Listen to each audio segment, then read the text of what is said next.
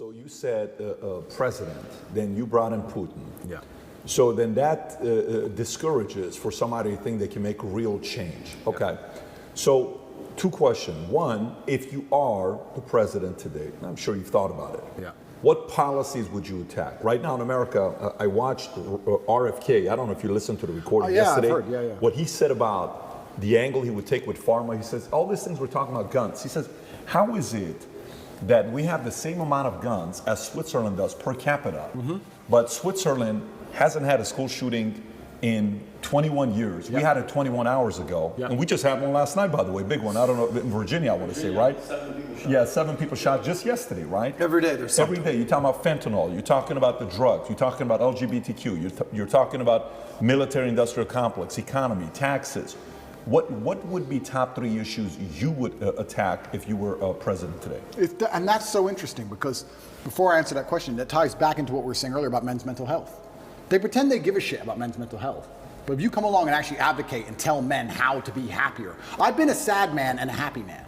I am a man. I know exactly how it feels on all ranges of emotion. And I'll be honest with you right now, when a man is sad, yeah, there is an inclination towards aggression. That's how we're born, that's how we're evolved. We're evolved with that inclination towards aggression. We need that to protect and provide. That's who we are. We need that bravery. But having a bunch of depressed, sad men who have no emotional control is dangerous for society.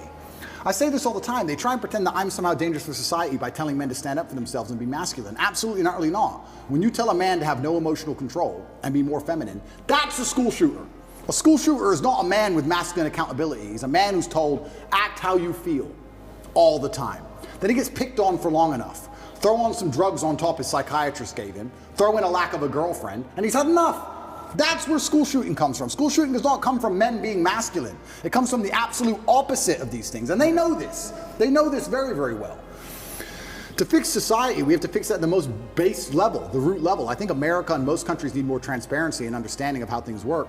But when they're attacking the family unit, they're attacking all of these issues. Every issue you've just labeled all starts back down to the beginning. I really think the reason I would like to argue, and I don't know any of the statistics on this, in the 1950s, I'm sure there was prevalence of guns all around America, but there just wasn't the school shooting. Why? What was different? What was different in the years before that there is now? I think it's just because children obeyed their parents, and their parents were a family, and there was a degree of responsibility that was instilled inside of people, and there's a degree of accountability, and also there was a degree of honor and pride. Great question. There's a degree of honor and pride. Yeah. I'll tell you something now. I bet in the 60s, 70s, whatever, in any country in the world, people didn't want to do dumb shit because the family would be known as criminals. The last name would be tarnished. Their son did this. You hear what their son did? There was a vested interest in all of it. Now you have a school shooter who's going to go out there, be a piece of shit and kill people, and then their parents are on TV, well, yeah, he was failed by the system. They don't even feel any shame. It's unbelievable. If one of my children or someone close to me did something that heinous, I would be disgusted. I would apologize just for the sake, just for the name alone. There's no honor left. There's no pride left in the name. And this is what happens when you remove honor and pride from people. If you have no honor and no pride, nothing really matters. What matters anyway? It doesn't matter if you're out of shape. It doesn't matter if your kid's a piece of shit and a criminal. Nothing matters without honor and pride. And this is done on absolutely every level. I said this to Tristan the other day. I was actually saying we were driving, well, the other day, long time ago. I haven't left the house in a while. We were driving and I said, even on the most base level, I said, every building is ugly. Have you noticed that every new building is ugly? It's ugly. Just goes, yeah, it's all the same glass, big square, ugly building. In the 1400s, we built these ornate, gorgeous buildings. And now everything's ugly. Why is that? And well, I'll tell you why it is. It's because they don't want you to have any intrinsic attachment to a specific place. If all the buildings are beautiful in a specific town, you have intrinsic attachment to that town. You care about that town. You want good things for that town. You'll protect that town. You'll defend that town. What is that? That's a barrier. That's a parameter. If everything looks the same all the time, you'll just move. Who cares? Oh, they've messed up San Fran. Who cares? I'll move somewhere else. Let's move somewhere else. It's all the same. Globalism doesn't matter. It's all the same. Buildings in Berlin and New York, they all look the same. Where's all the beauty gone? When there's beauty, you have an attachment to that beauty. They want to remove all your attachments from everything. Even now, when they try and psyop you into, let's say, the way that models all look different than they used to before, right? Models all look different. Victoria's Secret. Yeah, and I was arguing this point, and someone's saying, oh, but that's because you have Eurocentric beauty standards. I said, no, I'm going to correct you, because I know you think you sound smart using the word Eurocentric, and I'm going to correct you because you're a dumbass. Let me tell you what beauty standards are. Beauty standards, by definition for something to be beautiful has to at least be unique. If everything is beautiful, then it's not beautiful. If everything's beautiful, then it's standardized. For you to take a model who looks the way they look without any effort at all, and they look like most out of shape, uninteresting people on the street, you cannot call that beautiful because it's standardized, you can see it everywhere. Beauty means it must have been difficult to obtain. Whether it's a building, it's difficult to make because it's ornate, or a woman who's trained really hard to have a beautiful figure, that is difficult. Difficulty and beauty are linked. You can't have beauty without difficulty. You cannot show me another model and tell me that my Eurocentric beauty standards are saying she isn't hot, because that's not why. She isn't hot because she's made no effort. She hasn't tried. That's why. And they're doing this with everything. Everything is ugly. Nothing has a standard. Nobody has to try for anything. No parameter. No baseline belief of what's true and what's false. Everything's subjective. Your truth. No, there's the truth. There's no such thing as your truth.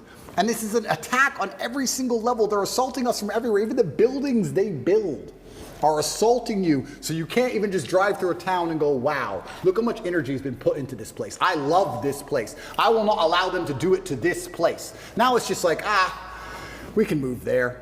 Let's move there. It's all the same anyway. It's all a Starbucks on the corner and a 7-Eleven. Who cares? It's all the same. Why fight? Why fight for any of it? It's all done purposefully. I'm telling you, call me a conspiracy theorist, call me crazy. I don't understand why an architect would now decide, who hires an architect? I'm going to build a building. Let me hire an architect to come up with the same sketch of the same bullshit building, which is already existing everywhere. How much did I pay him? Yeah, what we're going to do is we're going to build a skyscraper made of grass that looks like every other one. Is that it? We did all this 600 years ago. We built cathedrals and now we build this crap? Why? Everything is on purpose. It's all a psyop. It's all a psyop. When they put these models on there, the psyop is you don't have to try. You don't have to try at anything. Don't try. It doesn't matter. Just don't try. Wait for the government. We'll give you some food stamps. You'll be okay. It's participation trophies. It's slavery. It's slavery. When you need to do every single thing they say to eat, that's their end goal. That's what they want. It's slavery. They don't want you trying anything. Even going to the gym today is an act of rebellion. Even being in good physical condition is an act of rebellion. If I put up a photo of me and I'm in good physical shape, there are people who write underneath it, oh, you're dumb, you train so dumb. They insult you for it. Like, you're a bad person because you have standards for yourself.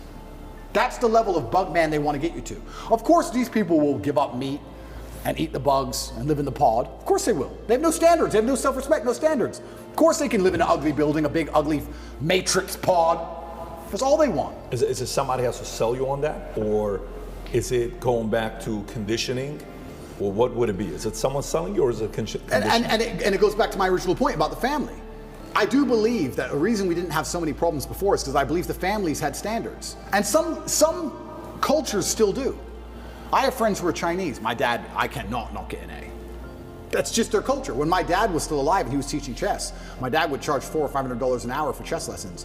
And towards the end of his life, he goes, all of my students are Chinese or Indian. Nobody else wants to spend money, $500 an hour to teach their kids chess. Only the Chinese and Indians will spend that money to make sure their kid is that good. So that's it. They're the ones who invest the most in their children. They still care on that level.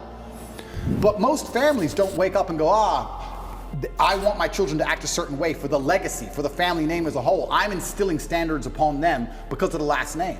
My entire life I've had standards instilled upon me. My entire life. Your last name's Tate, you can't do that. Your last name's Tate, you're not allowed to do that. Your last name's Tate, hit him back. I've been like that my whole life. And now we've removed all standards from everybody. This is why you get school shooters. These school shooters should be too embarrassed to even embarrass their fathers. They should wake up and go, I would never do this to my family. And I'll also, this is definitely gonna get me canceled, but I'm gonna say it because it's true. I'll say it by extension for suicide. I don't care what you do to me. I'm Andrew Tate. I cannot kill myself. I can't. I'm not allowed. It's against the creed of my last name. I didn't have ancestors who suffered how they suffered, who went through what they went through, for me to be born to kill myself.